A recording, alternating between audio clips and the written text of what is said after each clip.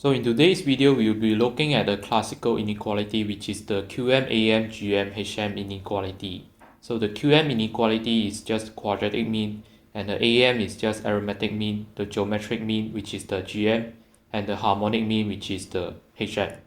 So we have that if we let x1, x2 up to xn, where there are n variables over here, be positive reals, then we have the following inequality holds, which is the quadratic mean, which is x1 square plus x2 square up until to xn square over n is greater than or equal to the arithmetic mean, which is x1 plus x2 all the way to xn over n is greater than or equal to the n root of the product of all these terms, which is x1 to xn, and it is greater than or equal to the harmonic mean, which is n over the sum of reciprocal of all these terms. And then in this inequality over here, if we want the equality case to hold, is when all these terms are in fact equal to each other. So to start, we'll first prove the arithmetic mean, geometric mean inequality. So to prove this, instead of proving the general case where there are n variables over here, let us consider a specific case of it, which is we'll prove the case where there are to the power of n variables. So indeed, this is a specific case where we'll have that x1, x2 up until to x up to the power of n, where there are to the power of n terms. So in other words, we'll prove the inequality x1 plus x2, which is the sum all the way to x up to the power of n over to the power of n is greater than or equal to the power of n root of the product of all these terms, which is x1, x2 all the way to x up to the power of n. So to prove this, we'll use induction, which is a famous technique to prove all these inequalities. So for the first thing, we'll first consider the normal one, which is the base case. So for the base case is when n is equal to 1. So when n is equal to 1, we want to prove the inequality x1 plus x2 over 2 is greater than or equal to the square root of x1 times by x2, which is the geometric mean. So we know that this inequality holds if and only if we can rearrange the terms, which is we'll get x1 plus x2 minus 2 times by square root of x1, x2 is greater than or equal to 0. So then we know that this can be in fact further rewritten as square root of x1 minus square root of x2, the whole thing square is greater than or equal to 0. And from here we see that for this inequality, we know this is obviously true, which because we know that the real number square is always non-negative. So this means that our original inequality, which is over here, must also hold. So our base case is done. And in fact, I want to point out that the equality holds, which is for this inequality over here to be equal to 0, is in fact when x1 is equal to x2. So next, we'll state our inductive hypothesis. So for the inductive hypothesis, we have that the case, which is we'll assume for some n equals to k, we have the inequality holds, which is x1 plus x2 all the way to x up to the power of k over to the power of k is greater than or equal to the power of k root of x1, x2 all the way to x up to the power of k. And then we have that when n is equal to k plus 1, we want to show the similar inequality holds in order for us to show that the whole thing, which is the inequality at the above, indeed holds. So now, to prove this, we'll first write out the arithmetic mean, which is x1 plus x2 all the way to x up to the power of k plus 1 over to the power of k plus 1.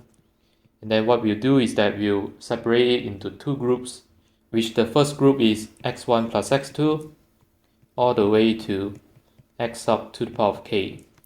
And for the second group is the remaining terms, which is x up to the power of k plus 1 plus x up to the power of k plus 2 all the way to x up to the power of k plus 1, where we have k plus 1 in the exponent. And now this whole thing is over to the power of k plus 1. And now we see that over here we have that the number of terms we have over here is indeed to the power of k terms. And this is also indeed the same. So what we'll do is that we'll apply the inductive hypothesis where we have the inequality above there. So we know this is in fact greater than or equal to the power of k times by to the power of k root of x1, x2 all the way to x sub to the power of k. And we'll add it with to the power of k times by to the power of k root of the remaining product, which is x sub to the power of k plus 1, x sub to the power of k plus 2, all the way to x sub to the power of k plus 1. And then this whole thing is over to the power of k plus 1. And now we see that the to the power of k factor at the numerator can be cancelled off, so that we'll just left with a factor of 2 in the denominator. And now we see that for this expression over here, we can indeed apply the base case, which you can see by applying the base case, this is greater than or equal to the square root of the whole thing, and we have the to the power of k root of x1, x2 up until x sub to the power of k times by to the power of k root of the remaining terms, which will take the product of all of them. So therefore, we know that this whole thing can be further rewritten as to the power of k plus 1 root of x1, x2 up until to x sub to the power of k plus 1. And we see that this is indeed the inequality that we want to show.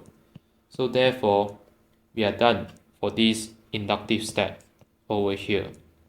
So this means that our original inequality, which is right above here, is indeed true. So let us proceed to the case where we don't have 2 to the power of n variables, which means that n is not in the form of 2 to the power of n. So when n is not equal to 2 to the power of n, we can first try to prove the case where n is equal to 3. And it is not indeed a power of 2. So what we want to show is that we have the inequality x1 plus x2 plus x3 is greater than or equal to 3 times by the cube root of x1, x2, and x3. So to show this, we can actually use the inequality case, which is n equals to 4, which in the previous section we have proven this to be true. So what we'll do is that we'll first write out the arithmetic mean, which is x1, x2, and x3, and then for the fourth term, I'll actually put a box term over here, which will then determine, then we see that this is in fact greater than or equal to 4 times by the fourth root of x1, x2, x3, and then the box term. And then we can actually subtract the box term both sides. So we'll get this is saying that x1 plus x2 plus x3 is greater than or equal to 4 times by the fourth root of x1, x2, x3, the box term, minus the box term.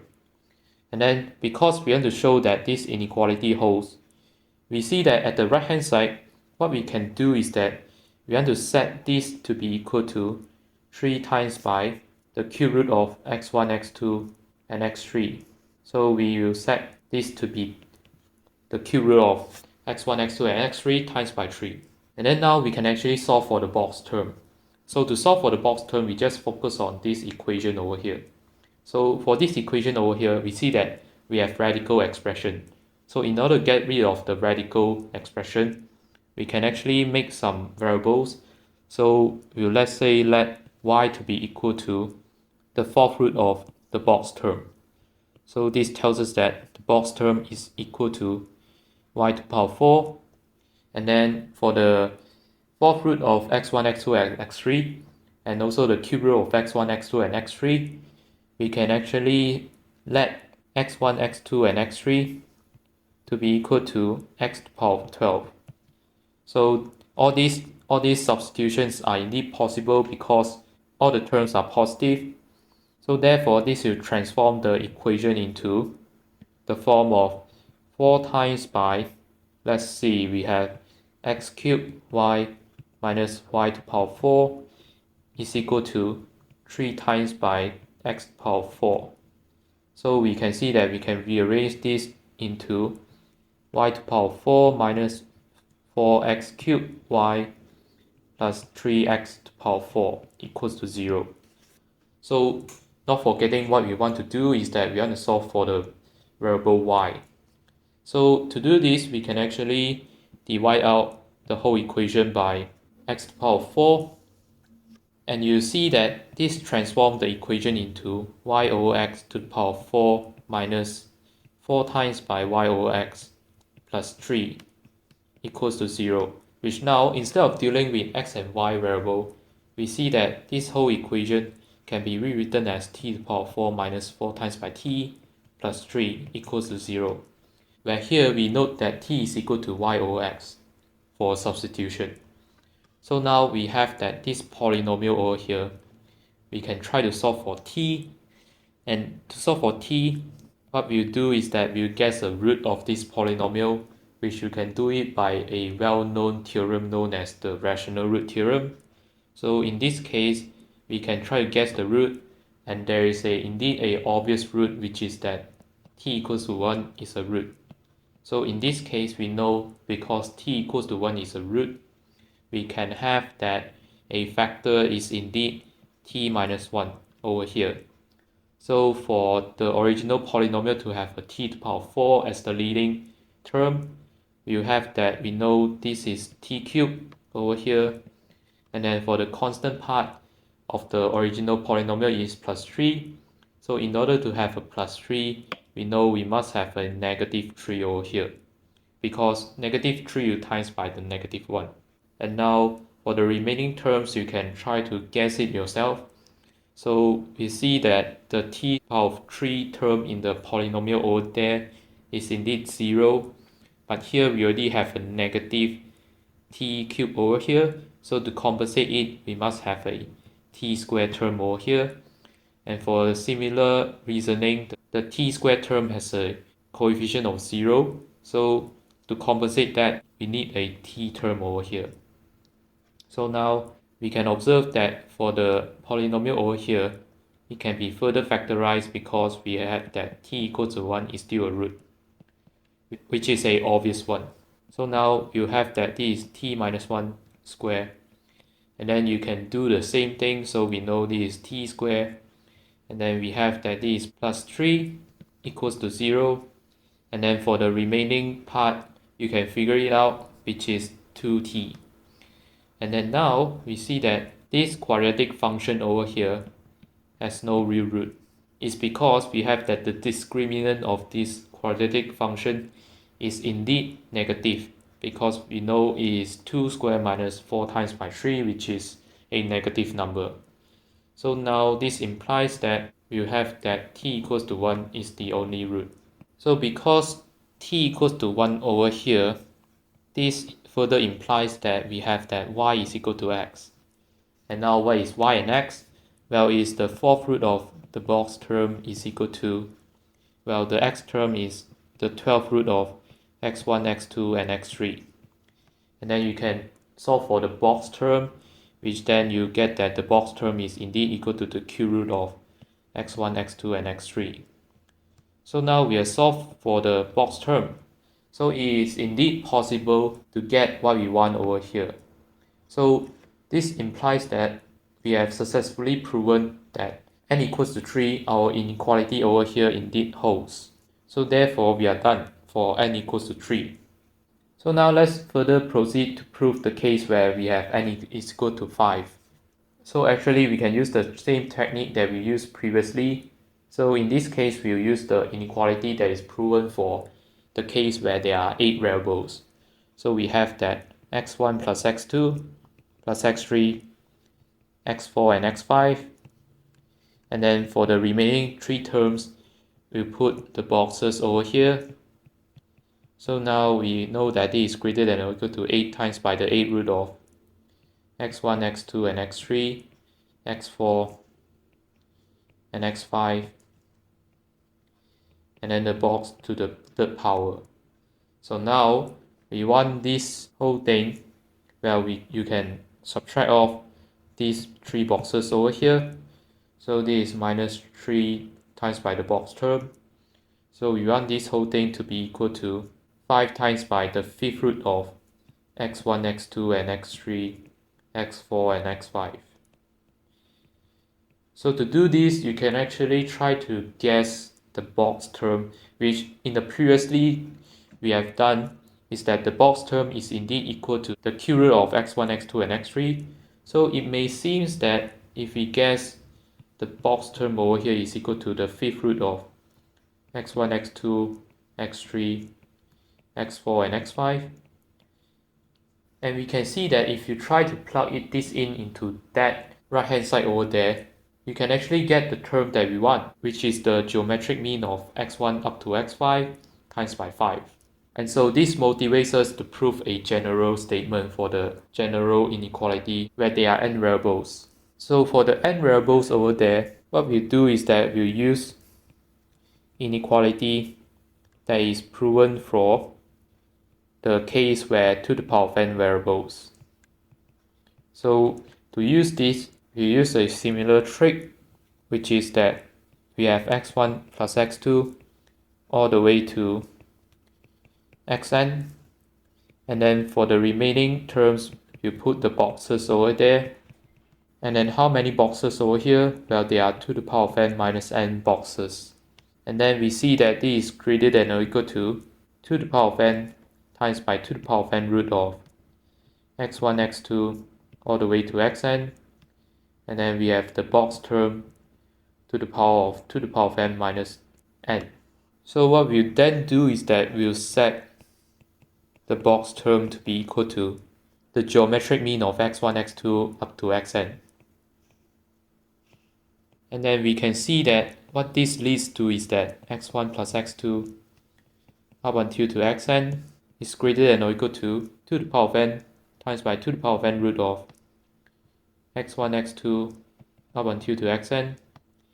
And then we have that x1, x2 up until to xn, the whole thing to the power of n minus n over n. And then we'll subtract off to the power of n minus n times by the geometric mean. And then over here, you can notice that this whole thing over here is indeed, in fact, the same thing as the n root of x1, x2 all the way to xn. And then if you subtract off the remaining term over here, you'll see that this whole thing is just eventually equal to n times by the n root of x1, x2 all the way to xn. And this is ultimately what we want to show. So therefore, we are done for the AM-GM inequality. So now what we want to show is the geometric mean, harmonic mean inequality. And this is in fact pretty simple, which is we will use the arithmetic mean, geometric mean inequality to prove this. So we have that the geometric mean, which is this expression over here, is greater than the harmonic mean, which is n over 1 over x1 plus 1 over x2 all the way to 1 over xn. So we know that this holds if and only if we have that the n root of x1, x2 all the way to xn times by the sum of reciprocal of all the x terms. And then we will show that this is in fact greater than or equal to n. So to do this, we will apply the arithmetic mean and geometric mean inequality to this sum over here. And then you see that this is in fact greater than or equal to n times by the n root of 1 over x1, x2 all the way to xn. And then if you multiply these two terms over here, you indeed get the n term on the right hand side. So therefore, this proves the geometric mean and harmonic mean inequality. So now we will show the quadratic mean and the arithmetic mean inequality, which I think in the previous section when we show the GM-HM inequality, I think I also forgot to point out the equality case, but it is pretty simple to see when it occurs. So now for the QM-AM inequality, we recall the Cauchy-Schwarz inequality.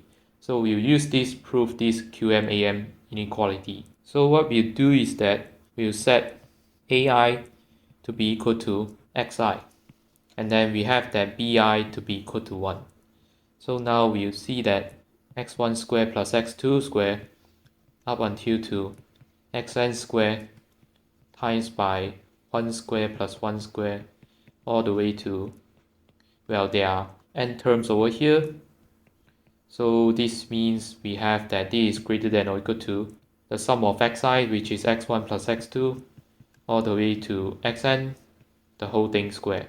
And then now you can actually rewrite this as the sum of the squares term, which is x1 square up until to xn square, divided by n is greater than or equal to the square of the sum of all the x term, which is x1 plus x2 all the way to xn, over n squared. And then now you can take the square root both sides. So what you notice is that this whole thing is in fact the same as the arithmetic mean over n. And so this proves the QM-AM inequality. And then you can also note the equality case over here is in fact all the terms being the same by the equality case that you have when you apply the Cauchy-Schwarz inequality. And so therefore we have successfully proven the important classical inequality in math. So if you want to solve more inequality problem, then be sure to watch this video over here.